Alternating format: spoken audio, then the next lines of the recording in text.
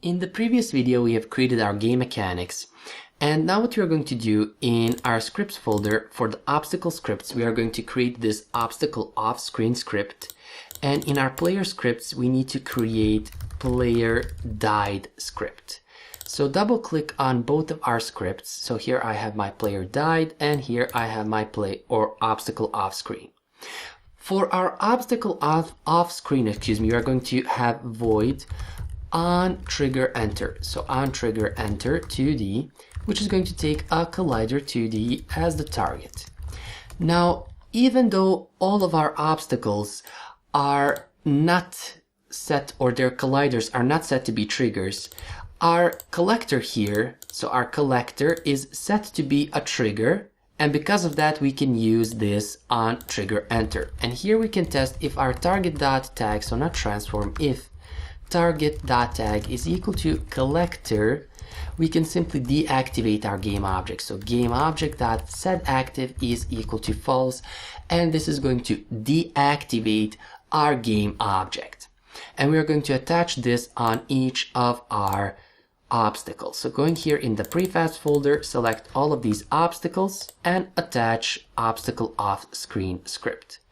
While we are here, let me select the zombie. And for the tag here, I'm going to tag it to zombie and simply tag the zombie, well, with that tag. And now for our player here, let me select it. And I'm also going to type player to filter for the player died script and hit apply so that applies to our prefab, and double click it here. Samana Develop will open it. And let me just tag it here. And we're not going to have the update function. Let me just give a little bit of space so that we can see what we are typing. Now we are going to have one variable here for our player died script, and that's going to be a public delegate void, and I'm going to name it end game. And for it, we are going to have a public static event end game, and I'm going to name it end game. So here I'm going to call that function, so void player died end game. And here I'm simply going to check if our end game is not equal to null, then we are simply going to call our end game.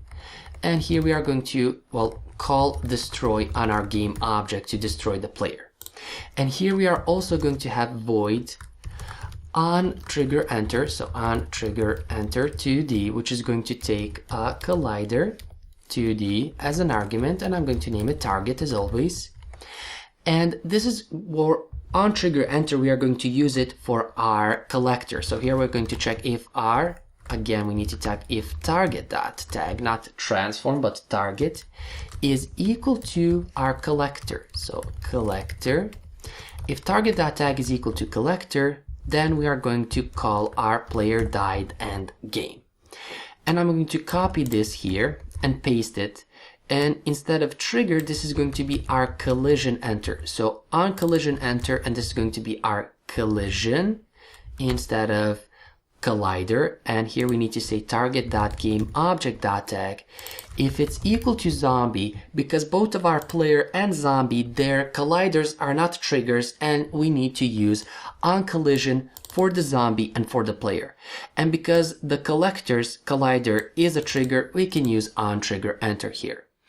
And later on, or in the next video when we create our menus and our gameplay controller, we are going to use this end game in order to call the event when our player dies. Anyway, going back here now, we have the script attached on the player and we can die. So the player can die and our obstacles can die. So notice now when they touch this collector right here, they are both going to die. So the player and our, well, obstacles, which we just saw here. Even our zombie, if he touches, well, we see here, everything that touches this collider is going to die. So practically we are done here. Next, we are going to create our menus and begin to wrap our game up.